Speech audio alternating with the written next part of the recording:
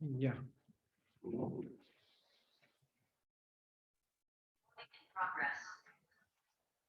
Generally देखो अभी Carnot cycle क्या होती है। कार्नोट साइकिल में ऐसा होता है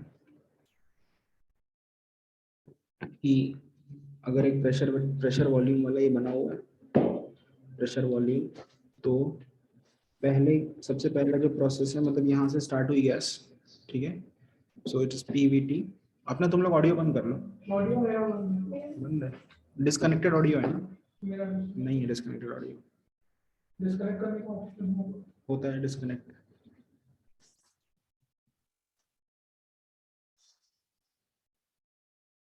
ठीक है,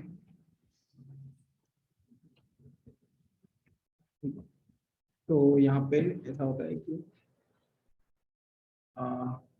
पहला ऐसे जाता है, दिस इज। तो देखो पहले तुमको पता होना चाहिए कि पीवी कर्व पे जो आइसोथर्मल होता है उसका स्लोप कम होता है और एडियाबैटिक का स्लोप ज्यादा होता है, ठीक है। तो ये बताना जरा देख के कि रेड या ब्लू कौन सा एडियाबैटिक होगा? ब्लू एडियाबैटिक होगा। तो सबसे पहले क्या होता है कि आई, और अगर तुम कभी भी लेफ्ट, कोई भी तुम्हारा कोऑर्डिनेट लेफ्ट से राइट जा रहे हो, लेफ्ट से राइट जा रहे हो, इसका मतलब तुम्हारा एक्सपेंशन हो रहा है, ठीक है ना। और अगर तुम राइट से लेफ्ट जा रहे हो इफेक्टिवली तो तुम्हारा कंप्रेशन हो रहा है। चलो ये बताना कि इसमें से एक्सपेंशन कौन सा है? ये एक्सपेंशन है क्या? एक्सपेंशन है। और वॉल्यूम एक्सपेंशन, और प्रेशर क्या हो रहा है इसमें? कम हो रहा है। डिक्रीज, क्या हो रहा है? Pressure increase, volume increase, expansion. हाँ ठीक। इसमें क्या हो रहा है? एक्सपेंशन। हाँ ठीक है, आइसोबैरिक एक्सपेंशन भी बोलते हैं इसको, ठीक है ना। ठीक है। अच्छा, और इसको क्या बोलेंगे?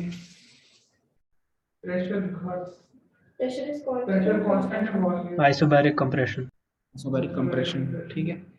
अच्छा, अगर मान लो तुम ऐसे ऐसे ऐसे ऐसे करके ऐसे गए यहाँ पे, ऐसे, एक्सपेंशन हुआ कि कंप्रेशन हुआ? एक्सपेंशन। एक्सपेंशन ही हुआ ना। फाइनली फाइनली इनिशियली है, फाइनली है, तो एक्सपेंशन ही हुआ है, ठीक है। ठीक है, तो कार्नोट साइकिल में होते हैं 4 स्टेप। 4 स्टेप में पहले आइसोथर्मल एक्सपेंशन, ठीक है। तो इसको लगेगा P1 V1 T1 लिखोगे, तो आइसोथर्मल एक्सपेंशन लिखोगे तो क्या लिखेंगे अपन? बोलो बोलो, सब्सक्रिप्ट क्या लिखूं मैं? सब्सक्रिप्ट क्या लिखूं? Isothermal T2 expansion. V2 T2 V2 T2 क्यों लिखूंगा? आइसोथर्मल है नहीं ना। T1 सॉरी, हाँ आइसोथर्मल। दूसरा रिलेशन ये भी होगा कि P1 V1 is equal to P2 V2, ये रिलेशन होगा, राइट। अच्छा, उसके बाद होता है आइडियाबैटिक एक्सपेंशन, ठीक है। आइडियाबैटिक एक्सपेंशन तो ऐसे होता है, फाइन। ऑफ कोर्स का स्लोप ज्यादा होना चाहिए, एक्सपेंशन भी होना चाहिए, वॉल्यूम भी बढ़ना चाहिए, तो ऐसे ही जाएगा, ठीक है। फाइन, इसका है P3 V3 T3, इसका कोई भी सेम नहीं है, ठीक है। लेकिन T2 हो जाएगा, आई मीन सेम चीज है, डिफरेंट। लेकिन ऐसे कनेक्टेड है, P2 V2 raise to gamma is equal to P3 V3 raise to gamma, ये कनेक्शन है अभी भी, ठीक है। तो एकदम ही तीनों रैंडम नहीं है, फाइन। ये दो एक्सपेंशन टर्म्स हो गए, इसके बाद दो कंप्रेशन टर्म्स होती हैं, तो इसके बाद सिमेट्रिकली आइसोथर्मल एक्सपेंशन होगी, ठीक है। इसको लिखेंगे हम P4 V4 लेकिन T3, ओके, क्योंकि अगेन आइसोथर्मल है तो टेम्परेचर सेम है। और जब ऐसे थर्मल लिखोगे तो आएगा P4 V4 is equal to P3 V3, ये भी हो जाएगा, ठीक है। एंड लास्ट स्टेप क्या होगा? ये स्टेप क्या है? वापस चले गए साइकिल पे, क्या ये डियाबेटिक क्या? कंप्रेशन, ठीक है। और इसमें ये लिख सकते हैं कि P4 V4 raise to gamma is P1 V1 raise to gamma, adiabatic के लिए ये ट्रू होता है। समझ में आ गया? अब देखो ये जो पूरा प्रोसेस है, इसमें साइकिल 1 है, साइकिल 2 है, मतलब सॉरी, साइकिल तो एक ही है ना। पूरी साइकिल के लिए देयर आर 4 स्टेप्स। तो क्या करना है, हर Q is equal to U plus W होता है ना, तो हर हर प्रोसेस के लिए ये ट्रू है, हर स्टेप के लिए। अब तुम्हारा जो फर्स्ट प्रोसेस के लिए तो U 0 है क्योंकि वो आइसोथर्मल है, आइसोथर्मल है ना। तो उसका जो वर्क ऑफ फर्स्ट है वो Q ऑफ फर्स्ट है and it is equal to NR T1 log या ln लिखेंगे। समझ में आ रहा है ना क्या बोल रहा हूं मैं? ये NR T1 ln V2 by V1 ये लिखेंगे। It is also equal to NR T1 ln P1 by P2। कोई डाउट है इसमें? ये वर्क और Q दोनों का सेम है, ठीक है।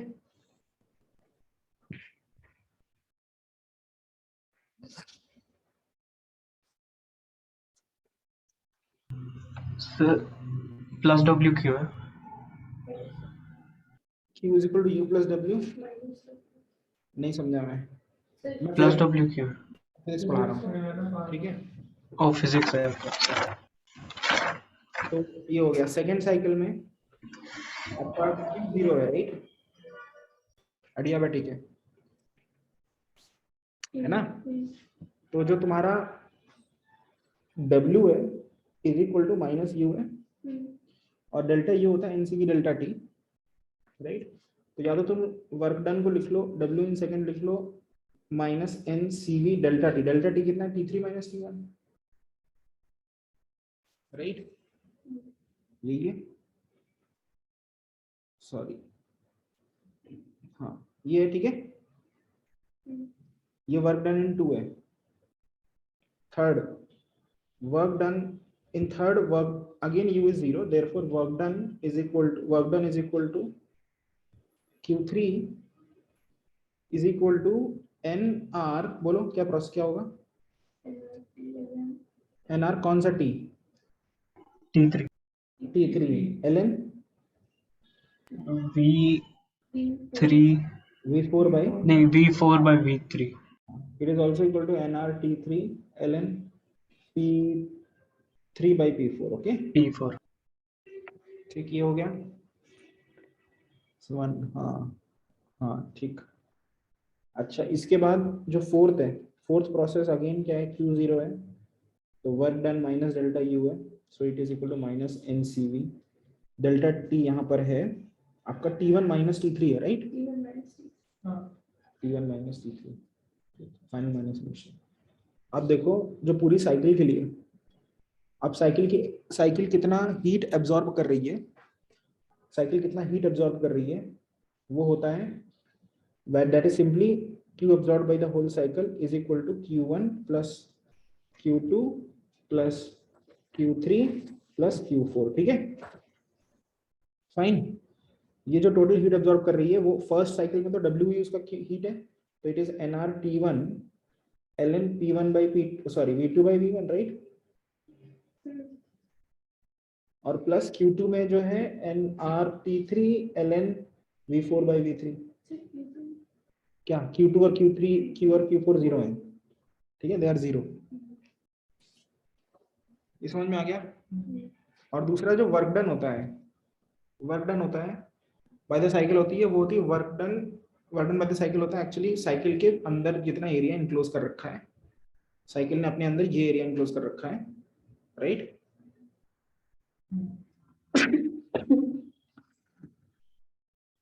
सॉरी, या so the work in the work of the cycle is basically, देखो ये भी आएगा ऐसे ही W1 plus W2 plus W3 plus W4, ठीक है।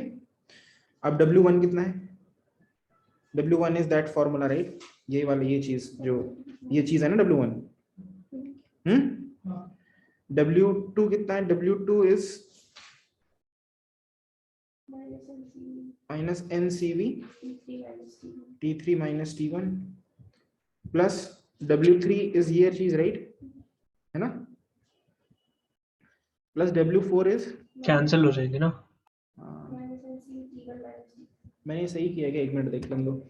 Delta U is NCV delta T, हाँ, adiabatically Q is equal to U plus W, W work done is same as Q delta Q0 है, हाँ ठीक है, ठीक है, पर इसमें एक गलती आ रही है, तो वर्क डन Q absorbed होगा ना, Q absorbed, एक मिनट, Q1 और Q4 0 है, एक बात बताना, डेल्टा यू 0 है, आइसोथर्मल में डेल्टा यू 0 है ना, तो क्यू अब्जॉर्ब्ड, एक मिनट,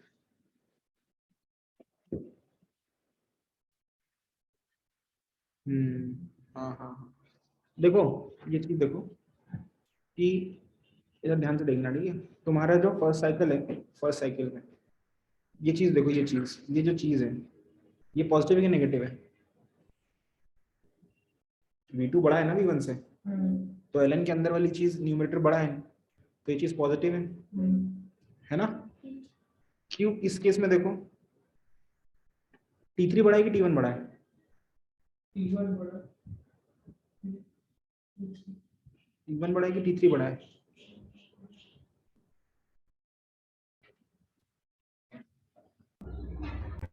देखो ऐसा होता है कि ये अच्छा क्वेश्चन है, T1 बड़ा है कि T3 बड़ा है। आइसोथर्म्स ऐसे होते हैं, ऐसे, जैसे एक आइसोथर्म है तो ये T का एक आइसोथर्म है, ठीक है, फिर नेक्स्ट आइसोथर्म ये होगा, ये T2 होगा, ये T1 है, तो यहाँ पे क्या होता है, जो आइसोथर्म ज्यादा दूर होता है, आइसोथर्म्स पे ज्यादा टेम्परेचर दूर होगा, वो ज्यादा बड़ा होगा, ठीक है, जो ज्यादा पास में होगा ओरिजिन के वो छोटा होगा। तो यहाँ पे अगर मैं इनको 1 2 3 4 दूंगा तो 4 सबसे बड़ा टेम्परेचर है, ठीक है। अब ऐसे सोचो, मैंने तुमसे ये पूछा है कि T1 बड़ा है कि T3 बड़ा है, राइट? जो आइसोथर्म पे लाई कर रहा है वो आइसोथर्म ऐसा है, आइसोथर्म ऐसा दिखता है, समझ में आया? अगर ये T3 से कोई आइसोथर्म पास करवाना है तो ये वाला आइसोथर्म होगा ना, दो आइसोथर्म एक दूसरे को कट नहीं करते, which isotherm is higher? T1 is higher than T3, ठीक है, T1 is higher than T3, अगर T1 higher than T3 है तो ये चीज नेगेटिव है, तो ये पूरा पॉजिटिव आंसर है, ठीक है, तो this is a positive answer, लिख लो ये पॉजिटिव है, ठीक। अच्छा इसके बाद ये वाला आंसर बताओ, NRTLN V4/V3, of course V4/V3, ये क्यों, सॉरी ये थर्ड वाला, थर्ड सही लिखा क्या? हाँ ये सही है ना, ये चीज क्या है, ये पॉजिटिव है कि नेगेटिव है? नेगेटिव है ना, ठीक है, ये नेगेटिव है। और जो लास्ट आंसर है ये वाली चीज, ये वाली फिर क्या होगी, पॉजिटिव होगी, क्योंकि नेगेटिव, सॉरी ये नेगेटिव होगी, ये नेगेटिव होगी, राइट? तो इसका मतलब है कि जो फर्स्ट साइकिल है, फर्स्ट जो पहला एक्सपेंशन है आइसोथर्मल, उसमें जो है गैस हीट अब्सॉर्ब कर रही है और वो पूरा पूरा वर्क में लगा दे रही है, समझ में आ रहा है? कुछ हीट अब्सॉर्ब कर रही है और वो पूरा पूरा वर्क में लगा दे रही है। दूसरी साइकिल में, दूसरा साइकिल में हीट अब्सॉर्ब नहीं कर रही, अपनी इंटरनल एनर्जी को यूज करके वर्क कर दे रही है, तो कुछ वर्क कर देती है, पॉजिटिव वर्क, ठीक है, समझ में आया कि नहीं? अपनी हाँ, इंटरनल करके वर्क कर दे रही है। थर्ड साइकिल में फिर से जितना हीट अब्सॉर्ब कर, जितना हीट, अच्छा ये W नेगेटिव और Q दोनों नेगेटिव है ना, ये नेगेटिव वैल्यू है, तो Q और W सेम है थर्ड साइकिल में, राइट? तो क्या कर रही है वो, हीट रिलीज भी कर रही है और उतना ही वर्क भी कर रही है in the form of work, समझ में आया?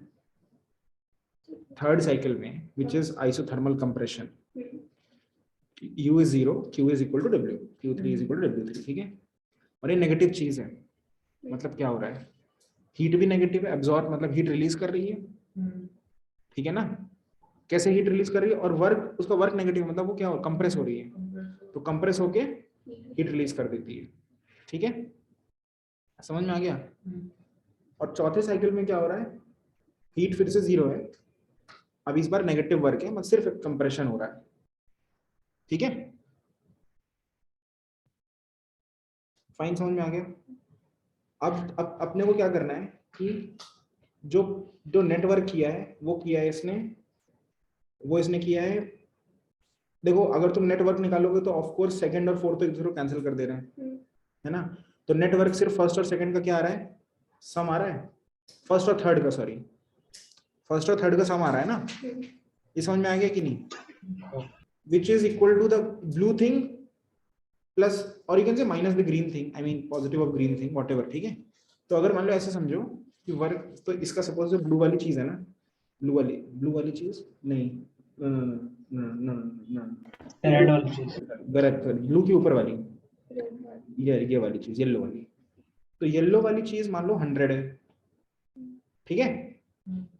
तो और ये सोचो कि ये वाली चीज है ना, ये nRT log v4/v3 ये होगी नेगेटिव होगी, और ये इसकी वैल्यू कुछ -80 टाइप होगी, ये इससे कम न्यूमेरिकली कम वैल्यू होगी ये। ठीक है, इसके दो रीजन है। एक तो T3 कम है, तुम यहाँ देखो, यहाँ T1 मल्टीप्लाइड है, यहाँ T3 मल्टीप्लाइड है, ये मल्टीप्लाइड है। दूसरा log ऑफ v4/v3 भी कम होगा।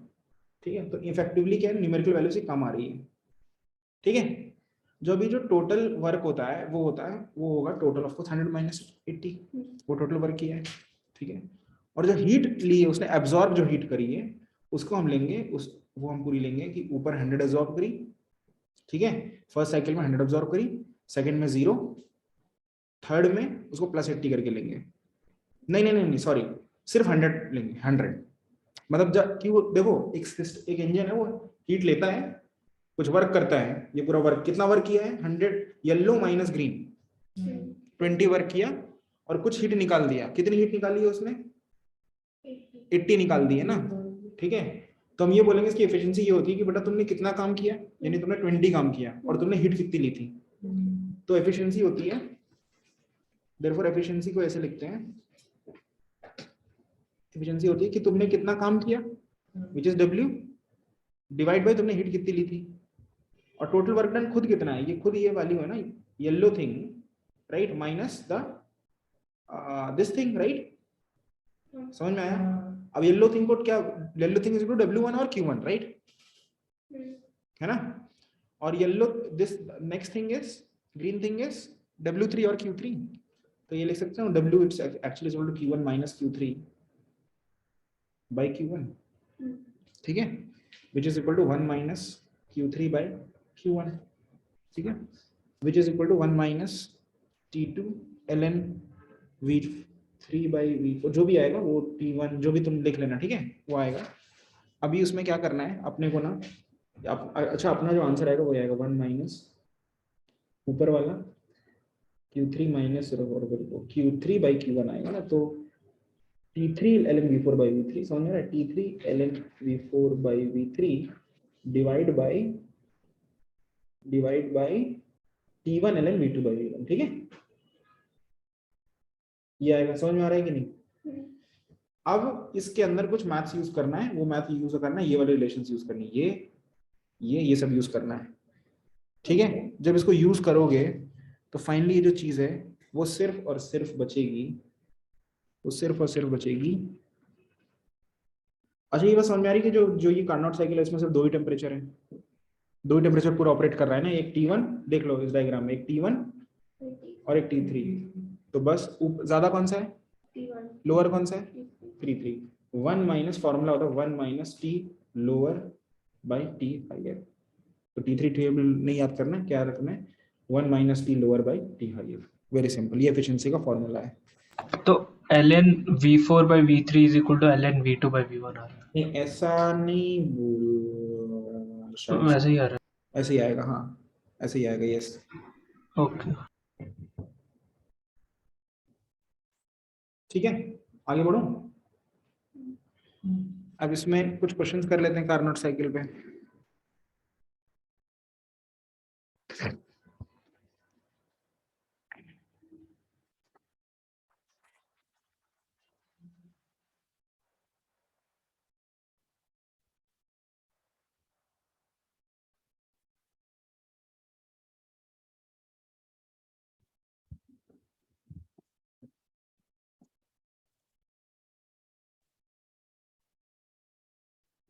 अभी मेरे को देखना, दिख नहीं रहा है।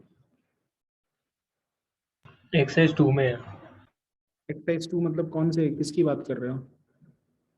वही जो थर्मोडायनामिक्स की वर्कशीट थी उसमें 8th क्वेश्चन सेकंड एक्सरसाइज की। Chemistry, physics? ओ केमिस्ट्री, पर फॉर्मूला तो दोनों में सेम ही है। नहीं, पर मुझे खोलनी पड़ेगी ना वर्कशीट वो। ओके, एक्सरसाइज खोलो, केम वाली वर्कशीट खोलो, थर्मोडायनेमिक्स करके नाम है ना इसका। केम या फिजिक्स? तुम्ही ने बोला केमिस्ट्री में एक्सरसाइज 2 ओके क्वेश्चन। ओके, हाँ केमिस्ट्री में है। कौन सा क्वेश्चन? 8th। हाँ जल्दी से 8 का डायरेक्टली आंसर बता दो। 8th 9th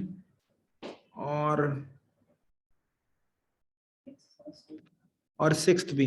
8th एक्सरसाइज 2 में 6 8 9 5 6 8 9 5 6 8 9। ठीक है, 5 6 8 9।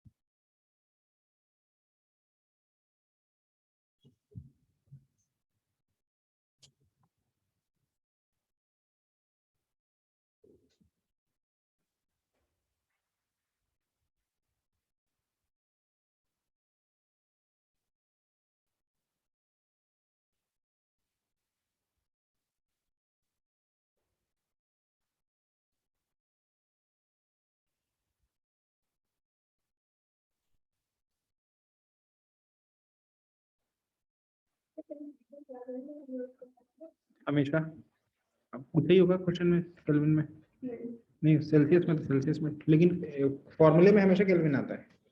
केल्विन, हाँ।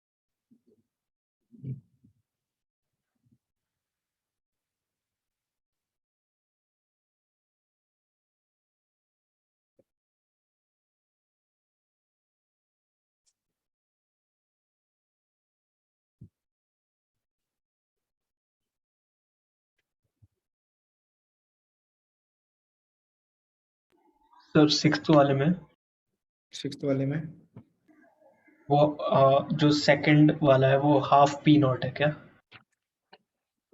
हाँ होगा, हाँ मतलब नहीं समझा सेकंड ऑप्शन। नहीं, ग्राफ में जो सेकंड नीचे लाइन है वहाँ पे पी नॉट की वैल्यू नहीं दी है। पीनट की वैल्यू नहीं दी है, चाहिए क्या पीनट की वैल्यू? उसके बिना कैसे होगा? हाफ लेके आ रही है। अरे यार, तो तुम दिमाग लगा के बता सकते हो कितना वैल्यू है नीचे। हाँ पर हाफ है ना। मुझसे पूछ क्यों रहे हो? वो that is a part of the question. Okay.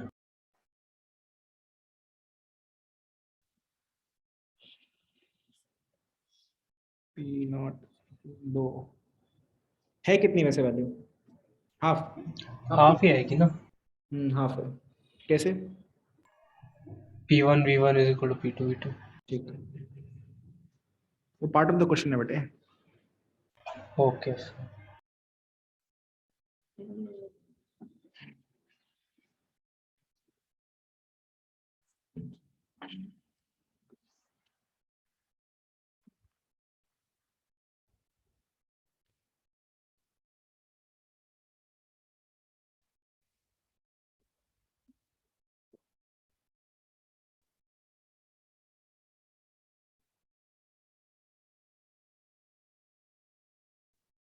मैं एक सेकंड पानी लेके आता हूँ।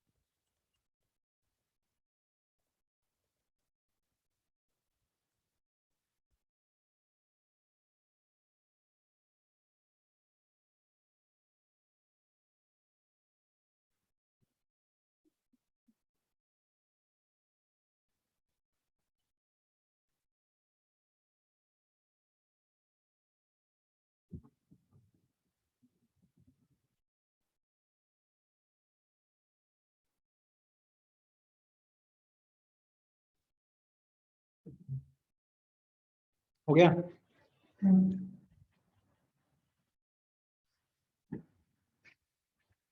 तुम्हारा हो गया?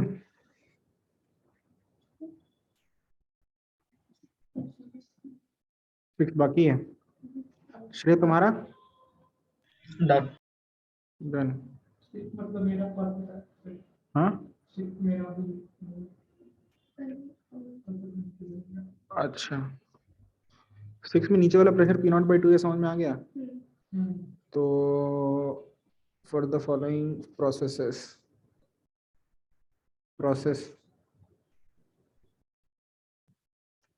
क्या पूछ रहा है वो? Delta H. अच्छा, पूरे के लिए वो वर्क पूछ रहा है ना? For the following process ABCD, right? Work होता है, देखो क्यू पूछा है उसने, वर्क पूछा है और डेल्टा ई पूछा है। Delta E is of course, वो डेल्टा ई जीरो थोड़ी ना है। एक मिनट, टेम्परेचर सेम है क्या? P0 V0, हाँ हाँ हाँ, ए और डी साइक्लिक, सेम है। साइक्लिक नहीं है, डी से वापस ए पे थोड़ा जा रहा है। Sorry isothermal. हाँ, लेकिन ए और डी सेम आइसोथर्म पे है। ए और डी जो पॉइंट है वो सेम आइसोथर्म पे है। इस वजह से ए पे जो टेम्परेचर है वो T0 है और डी पे भी टेम्परेचर T0 है। हाँ, इसलिए डेल एच भी 0 है। इसलिए डेल ई जीरो है। डेल एच भी ना, डेल एच, डेल एच क्या होता है? NCP delta T. ओ, साइन हो, हाँ हाँ मुझे हाँ, याद नहीं। ठीक ठीक। ओके, हाँ, तो ठीक है, इसका मतलब डेल्टा ई और डेल्टा एस दोनों जीरो है। अब अपने को देखना है कि हीट किस में है। देखो, heat in the first process A to B, it is isobaric process. The volume is going from V0 to 2V0. So the work done, Q is equal to U plus W, right? And the temperature at, अगर तुम करोगे तो B पे temperature 2T0 है, अगर A पे temperature T0 है तो B पे टेम्परेचर 2T0 है, राइट? नहीं आ रहा है क्या समझ में ये? ठीक है, तो Q is equal to U plus W। आपका जो डेल्टा U है वो है NCV। डेल्टा U की वैल्यू होगी NCV, monoatomic gas, NCV। Delta T की वैल्यू कितनी है यहाँ पे? T0, ठीक है। और W क्या है, work done is P delta V, so P not V delta V हो जाएगा 2V0 minus V0 which is V0, right, है ना। और ये लिख लेना PV is equal to NRT है, तो आप इसको ये भी लिख सकते हो, it is P0 V0 N। अच्छा CV क्या होता है, R बाई गामा माइनस 1 होता है ना, T0 plus P0 V0 is NRT0। क्या 3/2R फॉर अ मोनोटॉर्म। मोनोटॉर्म का गामा कितना होता है 5/3 minus 1, it is 2/3, 5/3 minus 1 is 2/3, हाँ 3/2R, करेक्ट करेक्ट। तो अच्छा ये भी लिख सकते हो, you can convert both of these to, sorry both of these to NRT0, और you can also convert to P0 V0 which is asked in the question, ठीक है। तो मैं ना उसको P0 V0 में कन्वर्ट कर लूंगा, तो लेकिन फिर भी इसका सिर्फ इस प्रोसेस का क्यों आएगा ना, बहुत लंबा है। डायरेक्ट मेथड है क्या, डायरेक्ट मेथड है, डायरेक्ट मेथड है that the work done in the whole cycle is area under the curve. और वो साइकिल के लिए होता है ये एरिया प्लस ये एरिया। वर्क हम फाइंड करेंगे तो आ जाएगा आंसर। हाँ वर्क वर्क पहले फाइंड करें। हाँ अच्छा पहले वाली के लिए work is P0 V0, right, A to B, ये वर्क है ना। आइसोथर्मल के लिए जो वर्क है B to C वो है NR इंटू 2T0 है ना, temperature, right, LN 4/2 LN2, right, ये B to C है। और C to D के लिए जो वर्क है वो है W is equal to P, वहां पे प्रेशर P0/2 है, और जो वॉल्यूम चेंज जो है वो है -2V0, यही है। तो ये हो जाएगा आपका -P0 V0, तो ये -P0 V0 गया, ये गया, आपका आया 2NRT0 LN2। अब देखो यहाँ पे P0 V0 is equal to NRT0, तो यहाँ पे ना ये दिस इज P0 V0, तो 2P0 NR, शायद R की वैल्यू, R की वैल्यू कितनी होती है, R की तो नहीं होती वैल्यू, ओ अच्छा अच्छा अच्छा, हाँ हाँ NRT0 पूरा पूरा P0 V0 हो जाएगा। तो आंसर है 2P0 V0 LN2, right. Minus ना, माइनस क्यों है,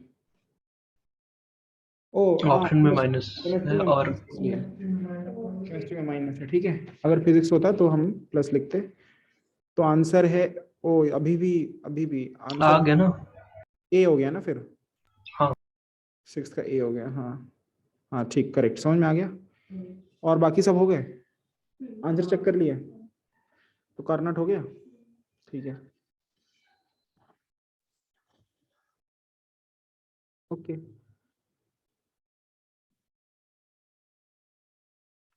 फिजिक्स, फिजिक्स खोलो, फिजिक्स एक्सरसाइज, और इसका नाम है रोटेशनल मोशन, ठीक है, सीधा एक्सरसाइज, तो बहुत बड़ा चैप्टर है। चलो एक्सरसाइज पे आ जाओ सीधे। अब ये बताओ, सॉरी,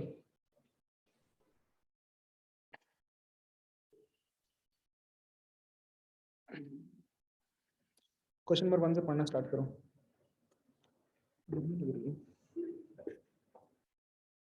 1 से पढ़ना स्टार्ट करो जल्दी से।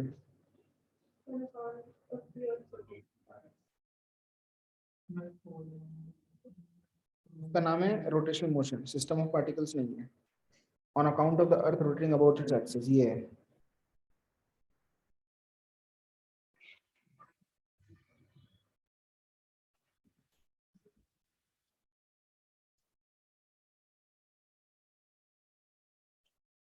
वन ए है क्या?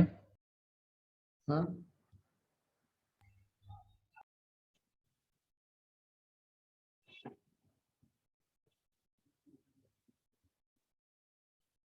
रुको 1 मिनट, हाँ 1 2 3 4 5 6 सारे सारे एक एक करके करो, 10 तक सारे करो, मैं तुमको जो नहीं है वो बताता हूँ, ठीक है। ओके।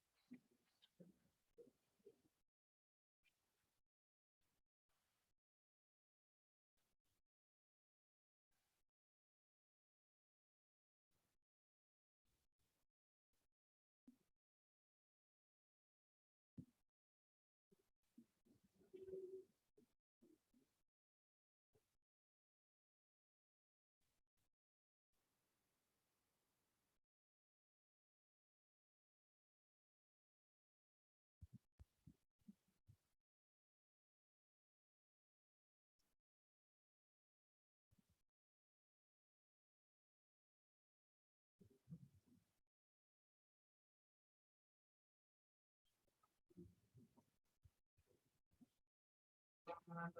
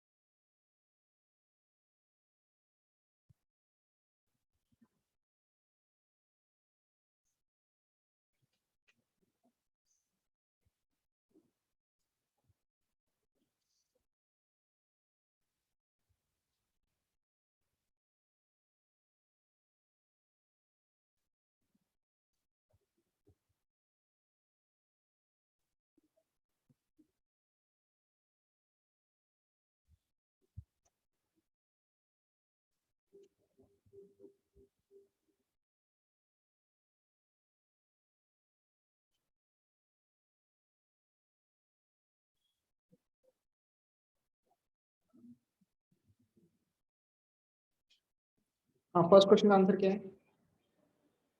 फर्स्ट क्वेश्चन का ये है कि ओमेगा सेम है अर्थ का, A. Equal to R cross omega, या आर ओमेगा भी फिलहाल के लिए लिख लो, आर इंटू ओमेगा। तो क्या कब रिपीट कर सकते हैं? मैंने बोला ओमेगा सेम है, एंगुलर वेलोसिटी सेम है, राइट? राइट। तो एंगुलर वेलोसिटी सेम हर जगह सबके लिए सेम है। हाँ। लीनियर वेलोसिटी होती है angular velocity into the distance from the axis of rotation, R, है ना? हाँ। तो अगर अर्थ ऐसी है, तो अगर एक पॉइंट यहाँ पर है तो उसका एक्सिस ऑफ रोटेशन से डिस्टेंस ये है, ठीक है?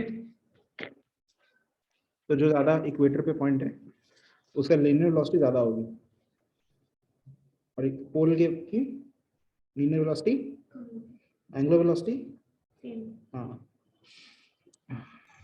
वेट, डिस्टेंस तो सेम है ना? ओ नहीं, अर्थ की शेप वैसे है। ओके। नहीं, अर्थ को मैंने परफेक्टली स्फेरिकल अज्यूम किया है, ठीक है? यहाँ पे फिर कैसे डिफरेंट है? अरे distance from the distance from, okay, axis. Okay, मुझे लगा एक्सिस सेंटर। रोटेशन को वो मानो ना तुम, जैसे ग्लोब में नहीं एक एक्सिस ऑफ रोटेशन, एक लाइन है सीधे जो नॉर्थ पोल और साउथ पोल को जोड़ रही है। हाँ। ओके।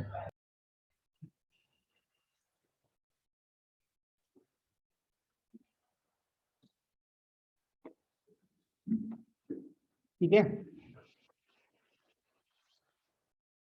सेकंड क्वेश्चन कैसे करते हैं? A flywheel originally at rest is to reach an angular velocity of 30। जो भी लीनियर में लिखते हो उसी को एंगुलर में लिख दो। लीनियर में इक्वेशन ऑफ मोशन क्या होती हैं बोलो? v is equal to u plus at, s is equal to ut plus half at square, 2as is equal to v square minus u square। इसको जब तुम हाँ। एंगुलर में लिखोगे, एंगुलर में जो फाइनल जो वेलोसिटी उसको बोलेंगे angular velocity, omega final is equal to omega initial plus acceleration को बोलते हैं angular alpha. Acceleration, alpha T. जो यहाँ पे डिस्प्लेसमेंट उसका theta. Angular theta, omega initial T plus half alpha T square, and then you have omega final square is equal to omega initial square plus 2 alpha theta। ठीक है, ये हो जाएगा। बस अब डाल दो इसमें fly wheel originally at rest is to reach and final omega f is equal to 36, omega initial is 0, time is 6।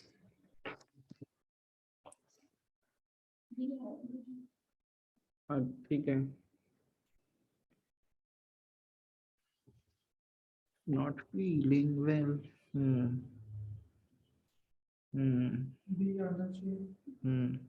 B आ रहा है ना?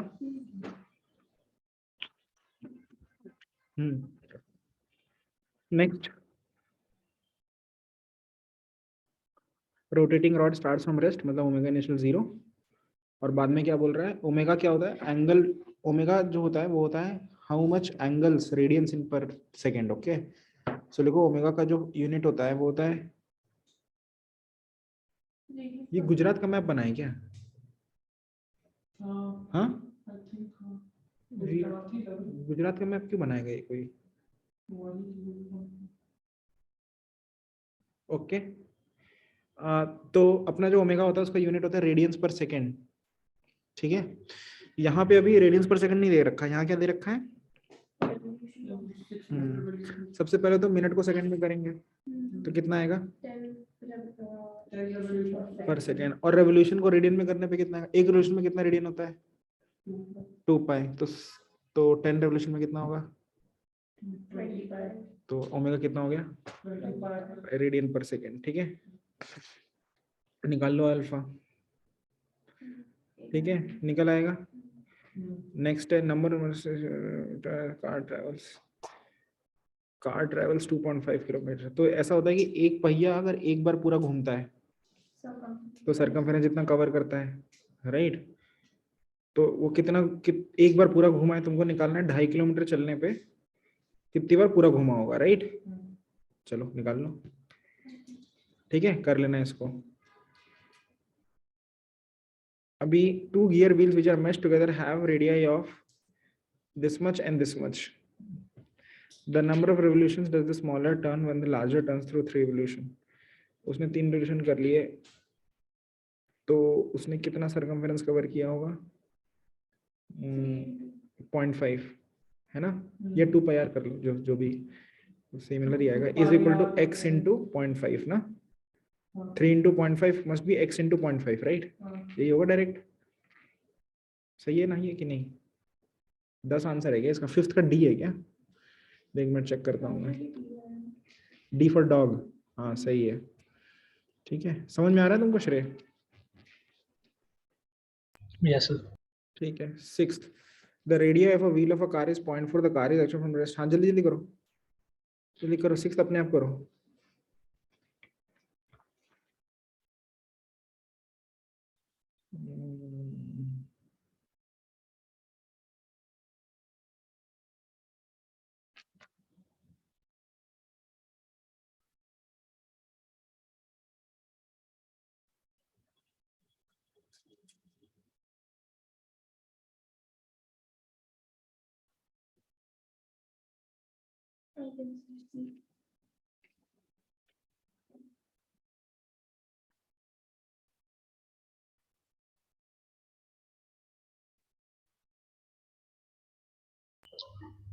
कितने करने इसके बाद? करते रहना है।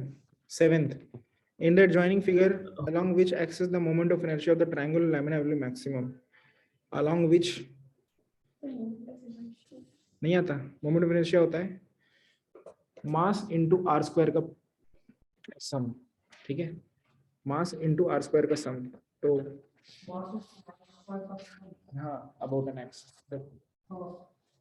सपोज ट्राइंगुलर लेमिना है ना, ये ट्राइंगल। ठीक है, ओके। एबी, एसी सबसे बड़ा है, फिर बीसी उससे बड़ा है। अच्छा, ये ऐसा है मतलब ना। ठीक है, A B C along which, हाँ देखो एक बात बताओ, देखो बहुत सिंपल सा कॉन्सेप्ट है ट्रायंगल। इसका मैक्सिमम पूछा है, देखो ये एक्सिस है, इसके अबाउट चीज रोटेट कर रही है। ठीक है, अगर मास m1 है, उसका रेडियस, उसका कितना रेडियस पे? r1 पे है, और एक मास m2 है, वो रेडियस r2 पे है। तो नेट मोमेंट ऑफ इनर्शिया हमेशा अबाउट दिस एक्सिस होगा, about this axis, about this o axis is equal to m1 r1 square plus m2 r2 square. बड़ा सिंपल सा फॉर्मूला है। कौन मास से पूछो कितनी दूर हो, जो मास है उससे पूछो कितनी दूर हो, फिर उसका m इंटू आर स्क्वायर कर दो। नेक्स्ट मास पे बढ़ जाओ, उससे पूछो तुम कितनी दूर हो, उसका m इंटू आर स्क्वायर कर दो, फिर नेक्स्ट मास पे बढ़ जाओ, ऐसा सबका ऐड कर देते हैं। ठीक है, अभी अगर एक ट्रायंगुलर बॉडी है विच इज पूरा फिल ट्रायंगल है ऐसा, ठीक है ये। अब एक बात बताओ, अगर तुम एक्सिस ये लेते हो, मान लो तुम एक्सिस ये लेते हो, ये लेते हो, तब चीजें ज्यादा दूर है तुमसे। अच्छा, जो जितनी दूर होगी चीज उतना ही ज्यादा मोमेंट ऑफ इनर्शिया होगा, जितनी पास होंगी उतना ही ज्यादा। तो तुम बताओ कि ग्रीन से सब, ग्रीन एक्सिस के अबाउट घुमाओगे तब सबसे ज्यादा दूर होगी चीज की, ब्लू एक्सिस के अबाउट की, ब्लू के अबाउट, हाँ ब्लू एक्सिस ना। तो इसका आंसर होना चाहिए ए बी, राइट? हमारी अंडरस्टैंडिंग से। राइट। हाँ 7th का आंसर ए है क्या, देख लेता हूँ हमारी अंडरस्टैंडिंग सही है कि नहीं। हाँ सही है हमारी अंडरस्टैंडिंग, ठीक है। 7th is a. फिर 8th में निकाल लो जल्दी से। अपने आप निकालो, ये मैं नहीं बता रहा इसमें कुछ।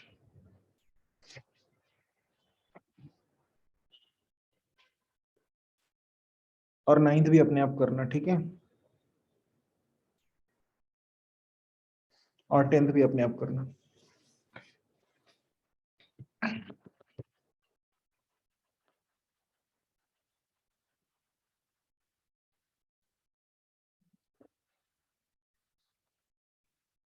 जल्दी करो, ज्योमेट्री का प्रॉब्लम है, फटाफट।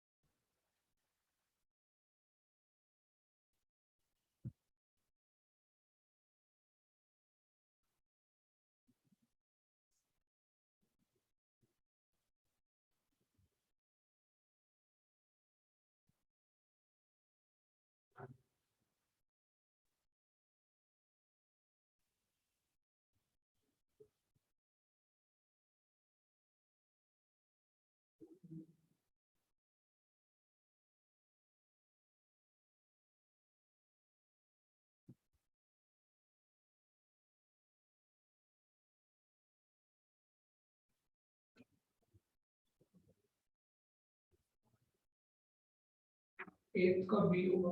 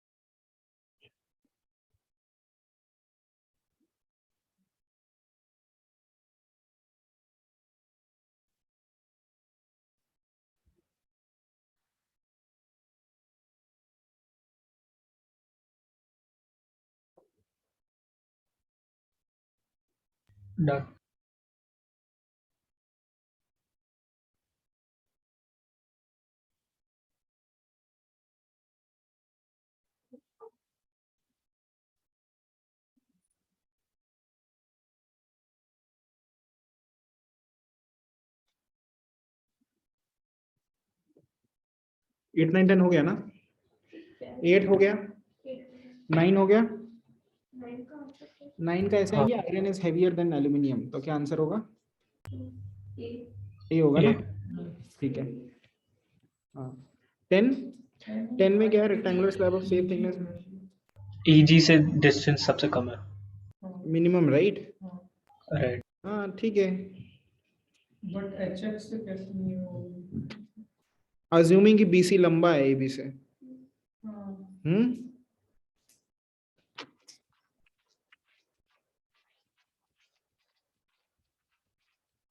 BD, देखो AD तो नहीं है पक्का, लेकिन BD हो सकता था। हाँ, BD और EG के बीच में डाउट है ना?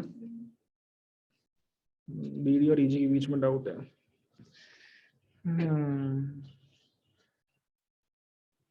लिखो रेक्टेंगल का वेट जो डाउट क्यों है? मतलब Obviously, hypotenuse distance will be more than this. हाँ तो हाँ, तो लेस डिस्टेंस वाली चाहिए हमें। क्या बोला? हाइपोटेन्यूज से डिस्टेंस मोर है। आप पूरा डायग्राम ड्रॉ कीजिए। लीजिए, कर लिया मैंने पूरा डायग्राम। अगर सेंटर को O मान रहे हैं तो OC is greater than OH। एक मिनट, एक मिनट, सेंटर को O मान लेते हैं। OC, हाँ, ये is greater than OF। OF, हाँ ठीक है। हाँ, OF उस केस में आएगा जब वो सेंटर वाली लाइन है। ये ईजी लाइन लेंगे तब ना। हाँ, तो ऑब्वियसली जो कम डिस्टेंस है वो चाहिए। Hypotenuse will be more. ये सुनो इसमें क्या है, जब ईजी ले रहे हो तुम, हाँ, ईजी ले रहे हो तो तुम्हारे सपोज एक पर्टिकुलर वेब डिस्टेंस पे जितनी, okay, never mind, my argument is थोड़ा सा गलत है ना, थोड़ा सा गलत है। सारे मास तो एफ डिस्टेंस में है, यही डिस्टेंस पे है ना, कुछ मास, हाँ, कुछ मास ऐसे भी है जो इतने डिस्टेंस में रहेंगे, ये मास इतने डिस्टेंस में रहेगी, ठीक है। Right, I got it. इसमें थोड़ी यूनिफॉर्मिटी है अबाउट ईजी, ईजी के अबाउट यूनिफॉर्मिटी है थोड़ी, लेकिन बीडी के अक्रॉस यूनिफॉर्मिटी नहीं है, कुछ मास इतने डिस्टेंस पे, मतलब समझ रहे हो, ऐसे डिस्टेंस बनाएंगे हम इस पे, ऐसे बनाएंगे, ये डिस्टेंस पे राइट, ये डिस्टेंस यहाँ पे परपेंडिकुलर डिस्टेंस लेंगे, कुछ ये वाला पार्ट इतने डिस्टेंस पे होगा राइट, ये वाला पार्ट इतने डिस्टेंस पे हाँ, होगा, तो ये डायरेक्टली आसान तो नहीं है निकालना, इसीलिए हम यूज करेंगे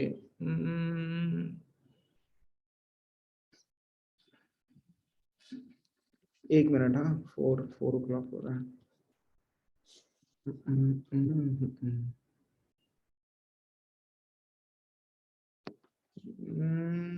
10th का आंसर सी तो नहीं है, सी लग रहा है, 10th का आंसर बी है, 10th का answer is B, easy.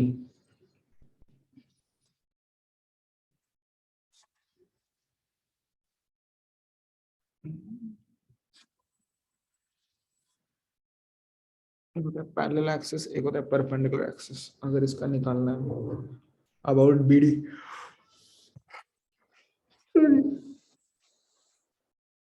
BD निकालना about BD,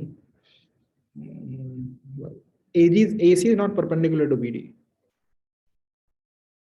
right? It is rectangle, diagonals are not perpendicular to each other. हाँ,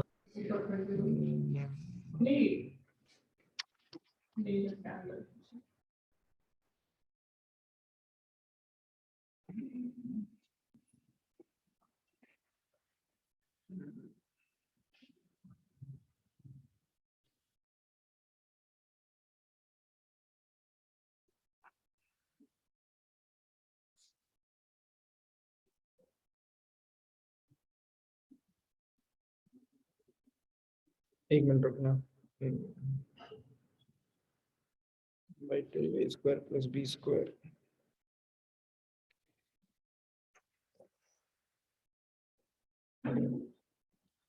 अगर एक मास m का या सपोज 1 kg का रॉड है, उसको तुम ऐसे घुमा रहे हो,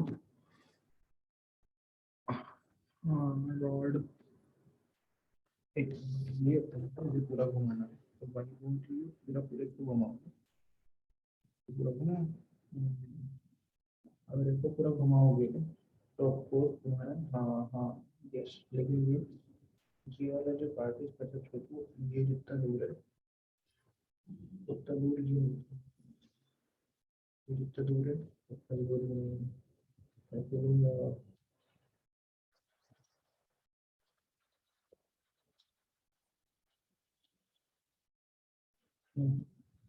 निकालना पड़ेगा क्या इनको एक बार, मुझे तो नहीं लगता कि इसमें इंटीग्रेशन करना पड़ेगा, आ जाएगा, बट अगर एग्जाम में आए तो इंटीग्रेट तो नहीं करोगे, इसको सोल्यूशन देखने दो।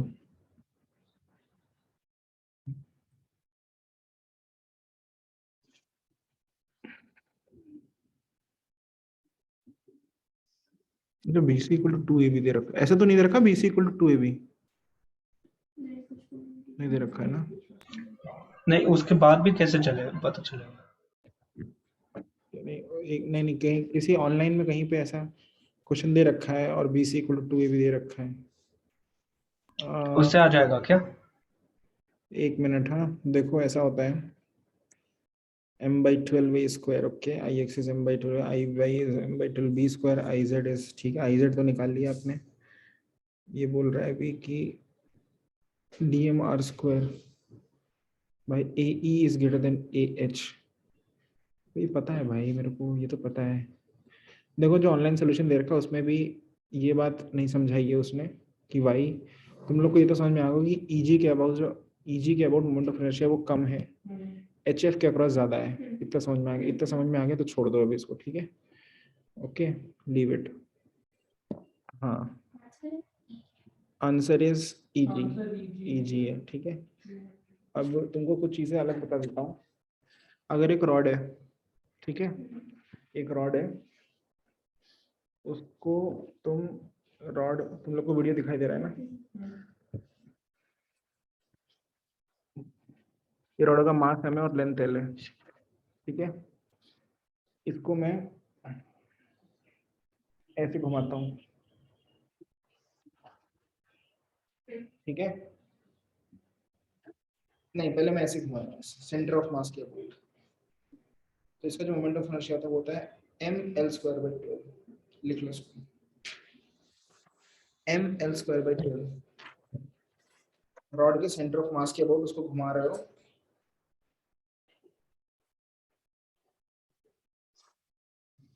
ये सारे याद करने पड़ेंगे फिर। क्या क्या है,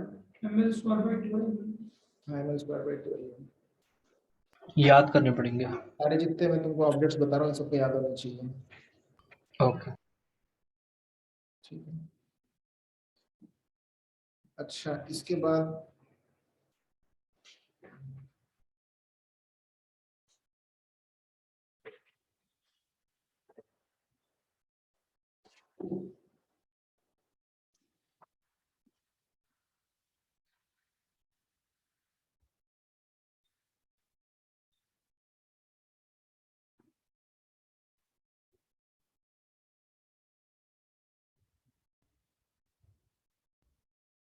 इसके बाद एक होता है एक होता है फॉर एक थ्योरम है, इसका नाम है पैरेलल एक्सिस थ्योरम।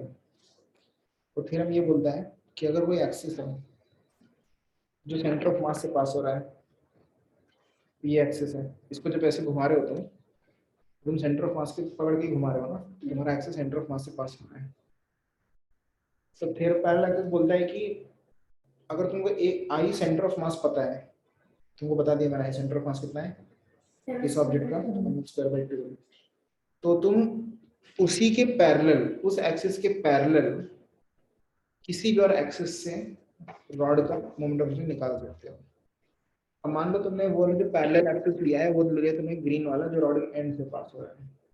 पहले तो ये समझो कि एक्सिस पास होने का मतलब क्या होता है। अगर एक्सिस यहाँ से पास हो रहा है और तुम इस रॉड को घुमा रहे हो तो रॉड ऐसे घूमेगी, तुमको दिख रहा है ना श्रेय, ठीक है, ठीक है। अगर तुम्हारा एक्सिस यहाँ से पास हो रहा है तो रॉड ऐसे घूमेगी, ठीक है। तुम्हारा एक्सिस रॉड के बाहर से भी पास होता है, मान लो यहाँ से पास हो रहा है, यहाँ से अगर पास हो रहा है तो रॉड ऐसे घूमेगी, ठीक है, ऐसे घूमेगी। तो वो ये बोलता है कि अगर तुम्हारा आई about centre of mass I not है, तो आई about any axis any other axis is I naught plus mh square, where h is the parallel distance between those two, direct distance between those two parallel lines, ठीक है, h square। I about I is equal to I naught plus mh square, where I naught is the center of mass के about, mh square, m is the mass of the body and h is the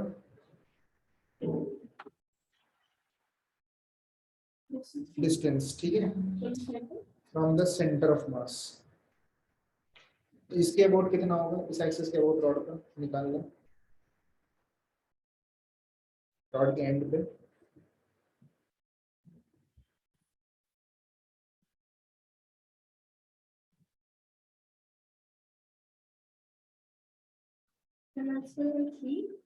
जी हाँ ml²/3, ठीक है।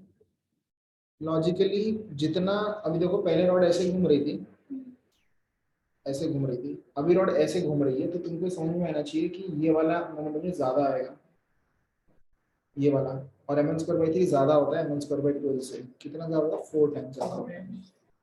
दूसरा concept ये है कि अगर इस रॉड का ऐसी रॉड, सपोज ये रॉड पतली है, इसका मास m है और तुम ऐसे घुमा रहे हो, कितना है मोमेंट ऑफ इनर्शिया, ml²/3। मान लो रॉड ऐसी ना होती, ऐसी होती और ये ऐसे घूम रही होती, तब मोमेंट ऑफ इनर्शिया कितना होता है? सेम ही होता ना। सेम नहीं होता है, क्योंकि मास तुमने ऐसे रखा हुआ है, चाहे ऐसे रखा हुआ है, उसका जो सेंटर से डिस्टेंस है एक्सेस से वो सेम है।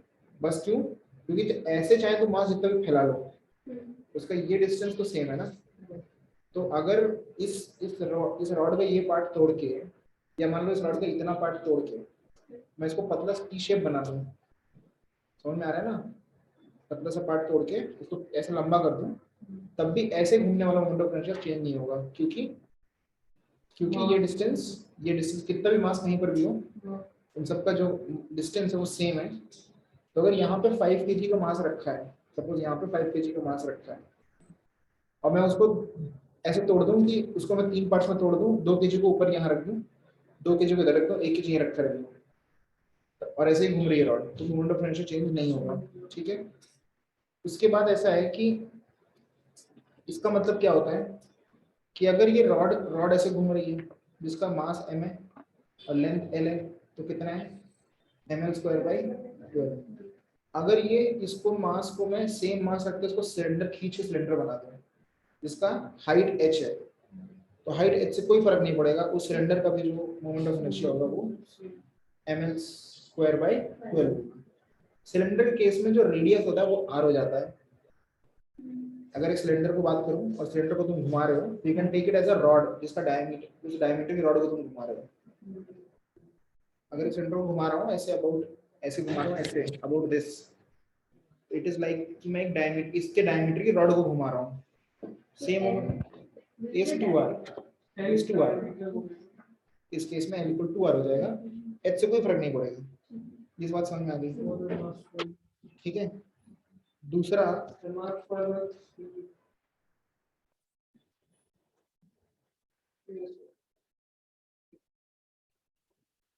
हाँ क्या? नहीं, सिलेंडर थोड़ा सा मैंने गलत बोल दिया। सिलेंडर में एक्चुअली क्या होता है, सिलेंडर में क्या होता है, एक मिनट। हाँ, सिलेंडर में मास सर्कुलरली डिस्ट्रीब्यूट होता है ऐसे। तो सिलेंडर को अगर तुमको करना है तो तुमको मान लो तुमको हॉलो सिलेंडर का निकालना है, तुमको हॉलो रिंग देखना होगा। सबसे पहले हॉलो रिंग देखो। हॉलो रिंग क्या होता है? सेम आर डिस्टेंस पे सारा मास होता है, छोटा छोटा डीएम डीएम डीएम। तो हॉलो रिंग का मोमेंट ऑफ इनर्शिया ऐसे घूमने के लिए mr² है, वेरी सिंपल। ठीक है। तो अगर एक हॉलो रिंग का मास है, उसका रेडियस r है, तो उसमें मोमेंट ऑफ इनर्शिया कितना होगा? mr²। ठीक है। अगर वही मास है कि डिस्क है, डिस्क मतलब पूरी पूरी डिस्क होती है, डिस्क मतलब उसका मास हर जगह है, तो उसका मोमेंट ऑफ इनर्शिया ज्यादा होगा कम होगा? ज्यादा। मास में दोनों का, डिस्क का भी मास है और रिंग में क्या है कि मास, सारा मास कॉन्सेंट्रेटेड है पेरिफेरी पे। डिस्क में मास पेरिफेरी पे कॉन्सेंट्रेटेड नहीं है, डिस्ट्रीब्यूटेड है पूरे सर्कल पे। डिस्क में, रिंग में हर मास को पूछोगे वो उसका आंसर कहाँ होगा, कहाँ पर है? आर पे, तो उसका मोमेंट ऑफ इनर्शिया mr² है। डिस्क में हर मास का आंसर आर नहीं होगा, आर से कम पे भी होगा, r/2 पे भी होगा, r/10 पे भी होगा, 0 पे भी होगा। उसका मोमेंट ऑफ इनर्शिया कम आना चाहिए। उसको तुम इंडिकेट करके निकाल सकते हो, निकालने की जरूरत नहीं है, आंसर है mr²/2। हाँ, हाफ होती है डिस्क की।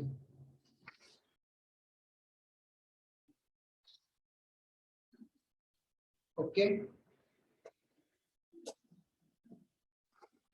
इसलिए एक सिलेंडर का, हॉलो सिलेंडर का जो मोमेंट ऑफ इनर्शिया होता है, हॉलो सिलेंडर का लेंथ कुछ भी होने दो, वर्टिकल, उसका मोमेंट ऑफ इनर्शिया mr² ही होता है, प्रोवाइडेड सिलेंडर को तुम ऐसे ही घुमा रहे हो। और फील्ड सिलेंडर का mr²/2 होता है। ठीक है। इतना समझ में आ गई बात?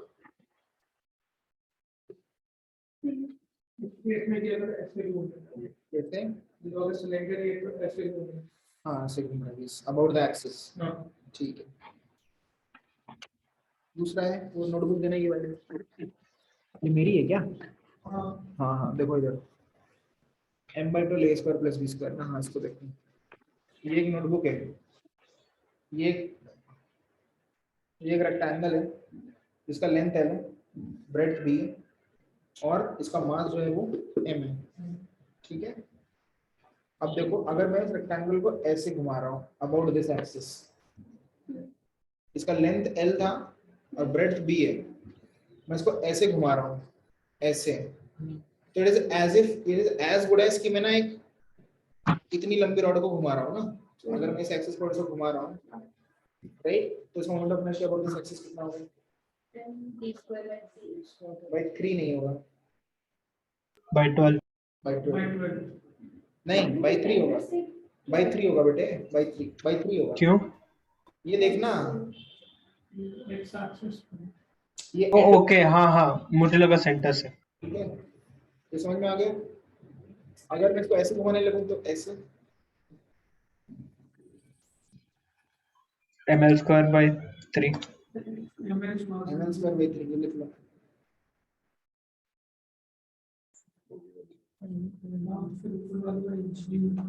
अब सुनो, दूसरा ये कॉन्सेप्ट है एक, अगर परपेंडिकुलर एक्सिस थ्योरम।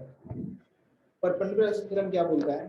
तीन एक्सिस ले लो परपेंडिकुलर, ठीक है, उसमें से दो एक्सिस प्लेन की एक्स और वाई किसमें होनी चाहिए? जो बॉडी ये 2D ऑब्जेक्ट, जो पैरेलल एक्सिस, इससे पहले कौन सा थ्योरम बताया था? वो हर ऑब्जेक्ट के लिए वैलिड होता है, 1D 2D 3D। जो परपेंडिकुलर थ्योरम है वो सिर्फ 2D के लिए वैलिड होता है, ठीक है, 2D या 1D दोनों के लिए वैलिड होता है, हाँ 2D या 1D दोनों के लिए, 3D के लिए वैलिड नहीं होता। तो परपेंडिकुलर एक्सिस थ्योरम स्फीयर पे नहीं लगा सकते, ठीक है, लेकिन प्लेन, सारी प्लेन लैमिनास पे लगा सकते हैं, रेक्टेंगल, स्क्वायर, ट्रायंगल सब पे लगा सकते हैं। नहीं, perpendicular axis, perpendicular axis theorem का ये कॉन्सेप्ट है कि तुम पहले तो प्लेन लैमिना जो भी दे रखी है उस पर दो एक्सिस ले लो, जो एक्स और वाई बोल दो, वो दोनों परपेंडिकुलर होने चाहिए। ये दोनों ऐसे भी हो सकते हैं, ऐसे भी हो सकते हैं, ऐसे भी, दिख नहीं रहा है ना, ये दोनों जो एक्स और वाई जो है वो ऐसे भी हो सकते हैं, ऐसे भी हो सकते हैं, ऐसे कैसे भी हो सकते हैं, पर ये दोनों इसके प्लेन में होने चाहिए। तो तुमने ये ले लिया, ठीक है। अब सोचो, मान लो तुमने लिया है, ऐसे ले रखा है, ठीक है, तो एक तुम्हारा आई एक्स है, ये देखो ये आई एक्स है, ये आई वाई है। आई एक्स का मतलब क्या होता है? आई एक्स का मतलब होता है moment of inertia about this axis.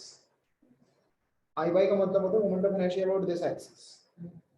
और तो आई जेड एक्सिस होगी ऐसी, मतलब मोमेंट ऑफ इनर्शिया होगी अबाउट ऐसे, ठीक है। सिंपल सा कॉन्सेप्ट है, I Z is equal to I X plus I Y.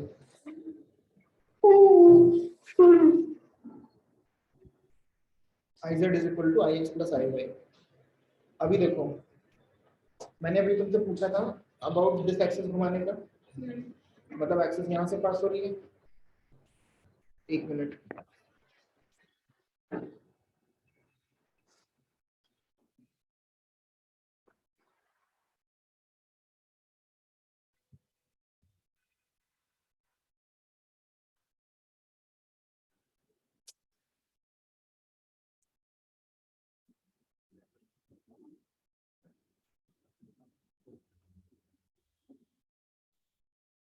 हाँ इसका मतलब है एक्सिस ऐसे पास हो रही है, आई जेड ऐसी पास हो रही है एक्सिस, एक आई एक्स, इसको एक्स मान लो, कि कितनी थी इसके cross? ml square by 3, mb square by 3। इसके अबाउट कितनी थी? M L square by 3। और ये वाला एक्सिस, एक एक्सिस अगर ऐसी है तो एक एक्सिस ऐसी है। अगर मैं पूछूंगा तुमसे कि इसको, इस डायरी को ऐसे घुमाने की कितनी, ऐसे, ml square plus b square by 3। समझ में आ गया? वैसे ही अगर मैं इस डायरी को ऐसे घुमा रहा हूं तो कितनी है? ये ऐसा रॉड माना ना, ये rod, ml square bye 12। ml square by 12, right. और अगर ऐसे घुमा रहा हूं तो mb स्क्वायर बाय 12। एक एक्सिस ऐसी हो गई, एक एक्सिस ऐसे हो गई, ऐसे हो गई ना, तो इसके परपेंडिकुलर एक्सिस जो होगी, परपेंडिकुलर वो होगी लाइक दिस। इसका मतलब डायरी को ऐसे घुमाने की, ये इसके सेंटर पॉइंट के अबाउट कितना हो जाएगा moment of inertia? By 3, by 12 sorry by centre 12, से। बाय 12, ठीक है, समझ में आ गया ये? तो तो इसका तो कोई क्वेश्चन ही नहीं है। ठीक है,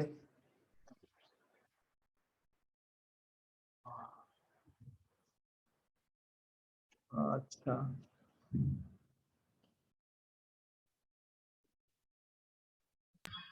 बॉईल करने पे एग का मास इंक्रीज होता है कुछ है? मास कैसे इंक्रीज हो जाएगा?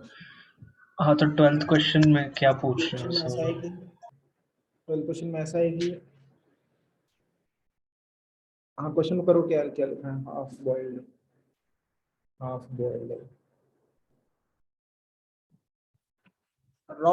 रॉ एग में और हाफ बॉइल्ड एग में, मतलब बॉइल्ड एग में बॉईल करने से होता क्या है? मास इंक्रीज होता है ना, मास इंक्रीज थोड़ा हो जाता है। वो सॉलिडिफाई हो जाता है, वो हैवियर हो जाता है। हैवियर अभी लिक्विड होता है, पहले वो सॉलिडिफाई बन जाता है, समझ नहीं कि हैवियर हो गया। एक कच्चा है, रॉ मतलब गीला गीला रहेगा, अंदर पीला पीला, पीला पीला इस गीला गीला, और बॉयल मतलब जो पीला पीला है वो सॉलिडिफाई हल्का सा हो जाता है। मास चेंज नहीं हो रहा तो मास चेंज नहीं हो रहा है, इनकम्पेरेबल, देखो नहीं होता है मास चेंज। तो इनकम्पेरेबल। नहीं नहीं, अरे ऐसे इनकम्पेरेबल नहीं है। देखो, जब तुम उसके अंदर लिक्विड भरा था और उसको तुम घुमाओगे तो लिक्विड दूर दूर चला जाएगा एक्सिस से, है ना? जब उसका हाँ। योल क्या है, वो दूर चला जाता है एक्सिस से, तो उसका मोमेंट ऑफ इनर्शिया क्या हो जाता है? ज्यादा होता है। लेकिन जब वो सॉलिडिफाई हो गया तो वो पूरे बल्क में सॉलिडिफाई हो गया ना, तो इट इज, तो इसका वैसे ही है जैसे रिंग और डिस्क का था। सेम मास के लिए रिंग के लिए मास दूर दूर था, तो मोमेंट ऑफ इनर्शिया ज्यादा था, है ना? और डिस्क का कम है moment of inertia. Moment of वो तो इनर्शिया, ग्रेटर देन 1। हाँ तो मोमेंट ऑफ इनर्शिया किसका ज्यादा है? कच्चे अंडे का, ठीक है? पक्के हाँ। अंडे का मोमेंट ऑफ इनर्शिया कम है। एक चीज और होती है कि moment of inertia is equivalent to comparison to mass in linear mechanics, ठीक है? तो अगर तुमने सेम फोर्स दिया तो ज्यादा मास, ट्रक ज्यादा दूर जाता है या कार ज्यादा दूर जाती है? का कार क्यों ज्यादा दूर जाती है? मास कम है, मोमेंटम ज्यादा है, आई मीन मोमेंटम, हाँ ज्यादा है। एक्सेलरेशन ज्यादा मिलेगा ना कार को, समझ में आया ना? Acceleration same force by lesser mass, ठीक है? हाँ। इसीलिए अगर तुम एक अंडे को घुमाओगे तो ज्यादा मास वाला अंडा देर देर घूमना चाहिए कि कम मास वाला? कौन सा ज्यादा देर घूमना चाहिए? ऐसे घुमा दो ऐसे, कम। मास वाला। कम मास मतलब, कम मास गंदा टर्म है, कम मोमेंट ऑफ इनर्शिया वाला, right? Come moment of inertia कौन सा है? बॉइल्ड। तो बॉइल्ड ज्यादा देर घूमता है, ठीक है? फाइन। अच्छा, और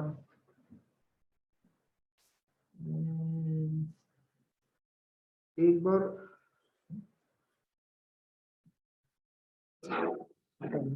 छोड़ो, इसके बाद 15th करो, 15th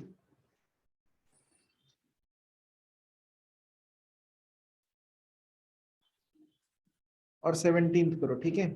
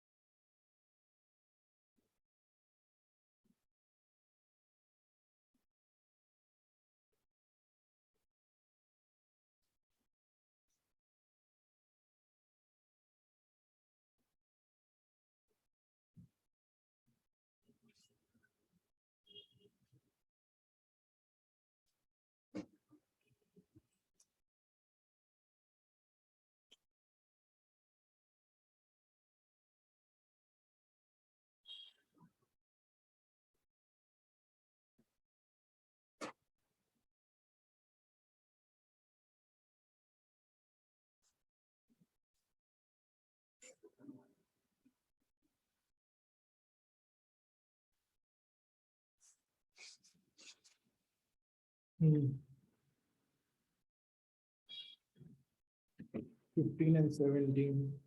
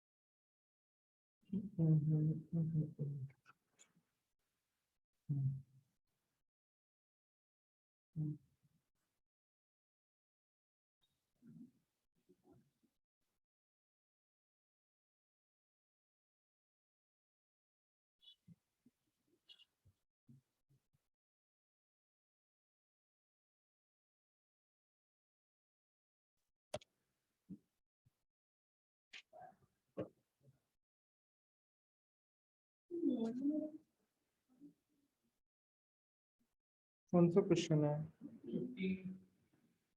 15 4 point masses normal axis मतलब normal perpendicular axis perpendicular the plane. अगर ये रिंग ऐसे रखी है नॉर्मल ऐसे जा रहा है।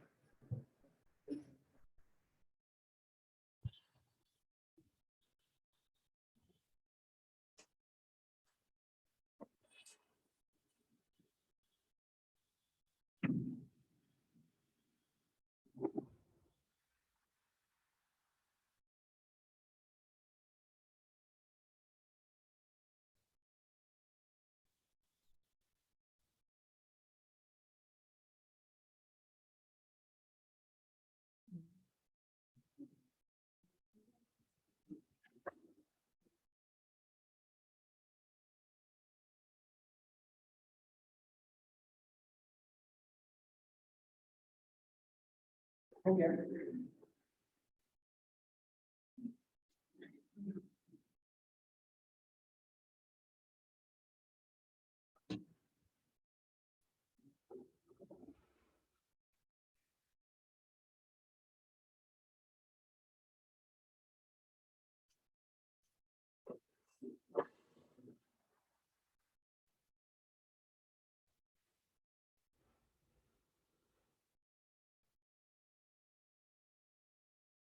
ठीक है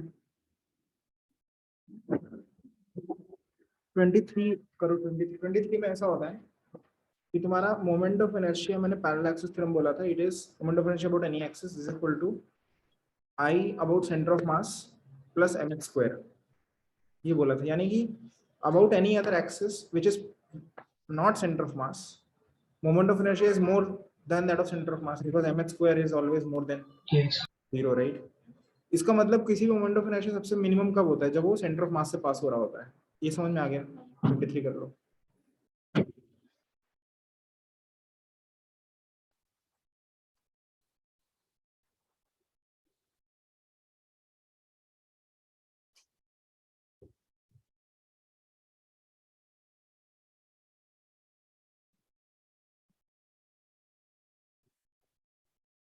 Done. Yeah, done. बता रहा हूँ 27 का बी है क्या?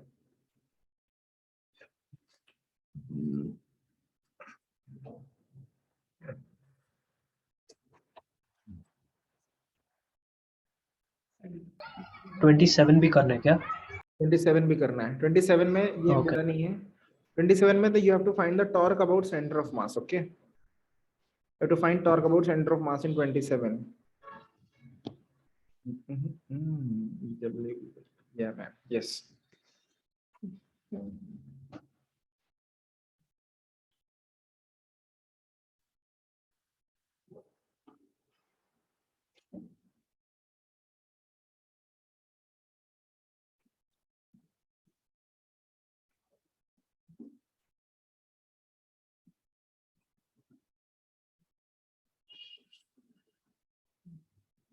उसका आंसर है कि आपका जो 23rd का आंसर आ गया ना, x इक्वल टू 1। 27th में करना है कि जो लामिना है, या लामिना है ना, जो लामिना है उसको नीचे की तरफ वेट W है ना, उसका वेट W है नीचे की तरफ, फोर्स नीचे की तरफ लगेगा W, और आदमी ने यहाँ से पकड़ा हुआ है, आपकी स्क्रीन शेयर नहीं हो रही है। तो नहीं हो रही है।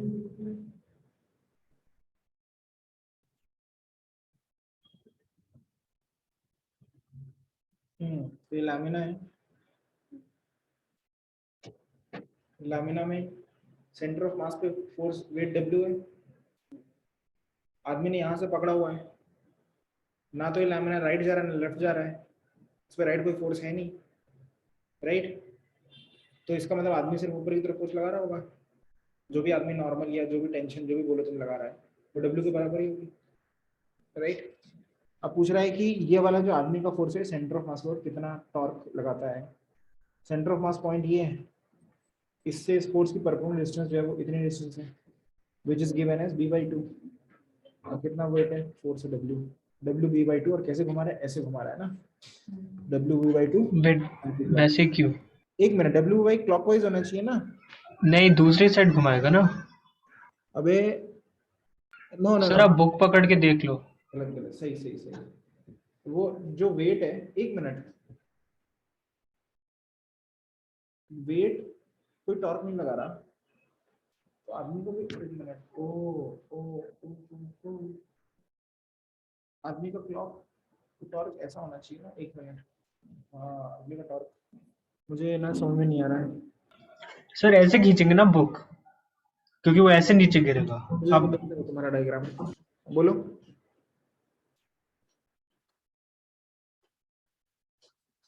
यार ये अगर अब वर्टिकल है, अच्छा हाँ बुक अगर वर्टिकल है, अगर कुछ नहीं करूंगा तो बुक ऐसे रहेगी ना, हाँ, तो ऊपर खींचने के लिए एंटी क्लॉकवाइज फोर्स लगना लगा पड़ेगा। दूंगा ऐसे ऐसे ऐसे लगाऊंगा तो बुक वर्टिकल रहेगी ना, मतलब इस तरफ धक्का,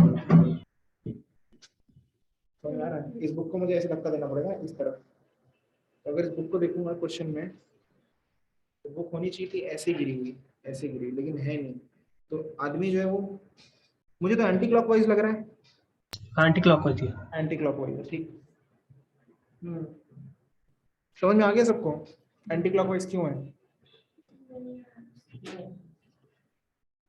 तुम्हारे फ्रेम ऑफ रेफरेंस से ऐसा डायग्राम दिया है, अगर बुक को मैं सिर्फ ऐसे पकड़ूंगा तो ऐसे हो जाएगी ना, मतलब क्या होना चाहिए कि जो बेसिकली इस पॉइंट के अबाउट, इस पॉइंट के अबाउट तुम टॉर्क देखोगे, तो इस पॉइंट के अबाउट जो भी मैं फोर्स लगा रहा हूँ उसका टॉर्क जीरो है, क्योंकि ये तो इसी पॉइंट से इस पॉइंट के अबाउट टॉर्क निकालूंगा, तो इस पॉइंट के अबाउट टॉर्क सिर्फ डब्ल्यू का आएगा, तो वो आएगा W into b/2, weight into b/2, कैसे, क्लॉकवाइज आ रहा है।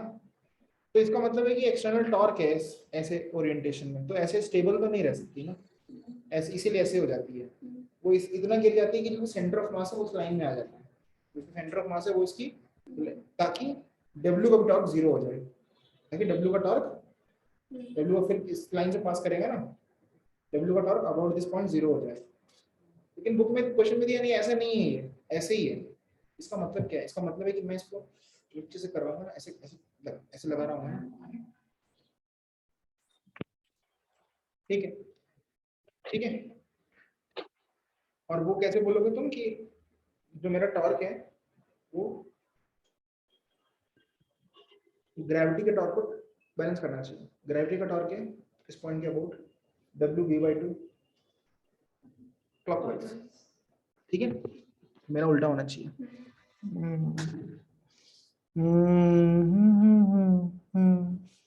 28 में क्या है, फोर्स दिया है, डिस्टेंस निकालो, टॉर्क आ जाएगा, torque is equal to I alpha कर दो, ठीक है।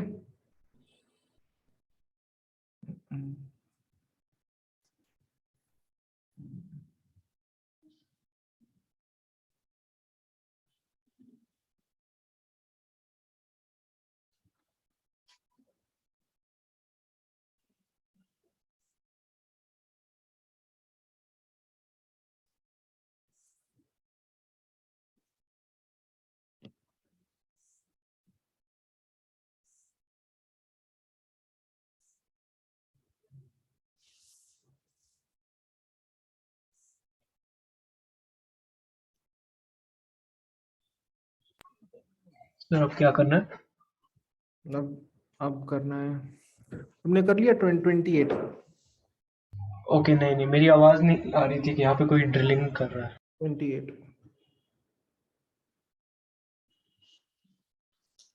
28 में टॉर्क कितना निकला? टॉर्क टॉर्क कितना निकला टॉर्क?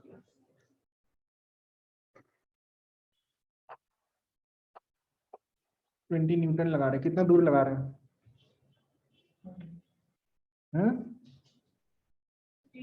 रेडियस कितना, रेडियस है 0.2, कितना टॉर्क आया? तो फोर्स कितना है, टॉर्क कितना आया? 4 न्यूटन मीटर। टॉर्क होता है आई अल्फा, आई दे रखा है, कितना दे रखा है? 0.2। तो अल्फा कितना है? 4/0.2 8 नहीं होगा क्या?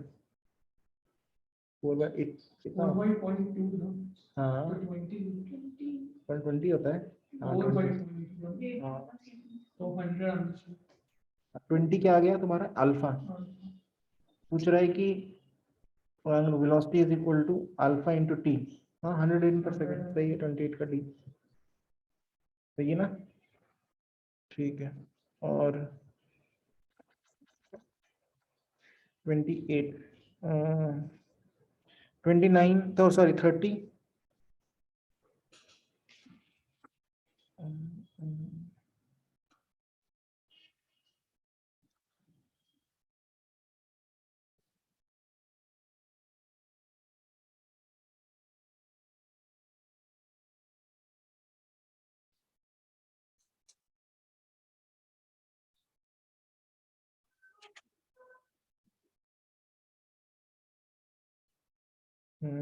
30 भी करना, 29 भी करना, ठीक है।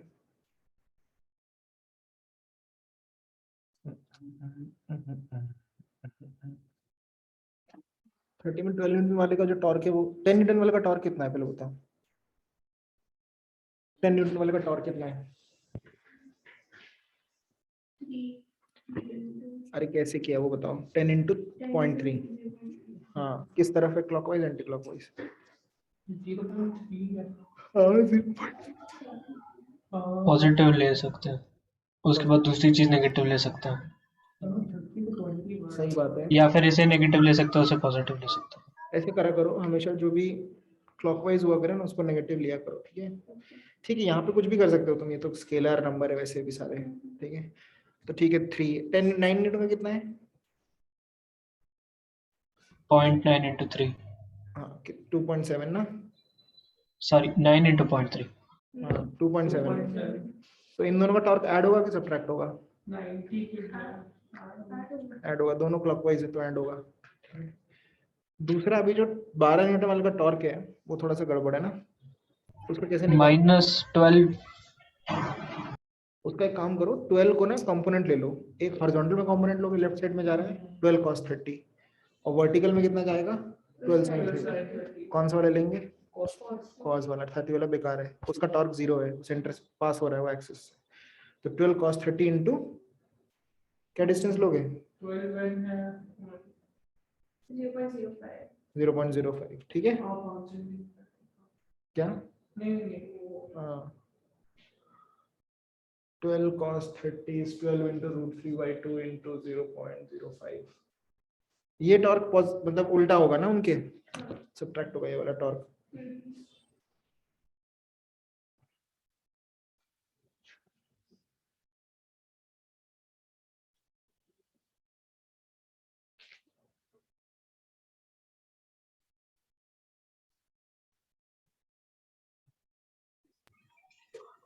कंपोनेंट करके अजीब आ रहा है। हम्म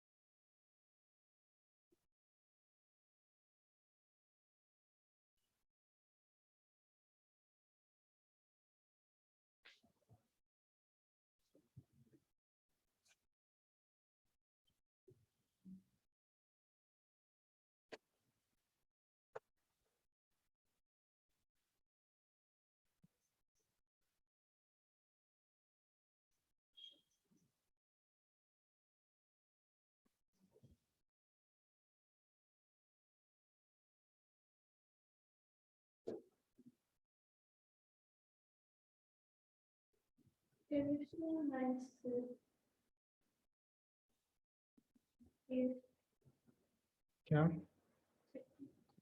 आ गया ना, 10⁻⁴।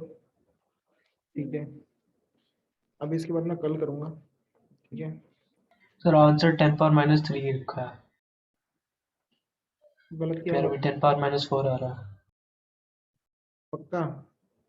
क्या राउंड ऑफ करके? नहीं तुम्हारा 3 आ रहा है, आ रहा है, मैं चेक कर लेता हूँ। ठीक ठीक है, अभी जाओ, ठीक है।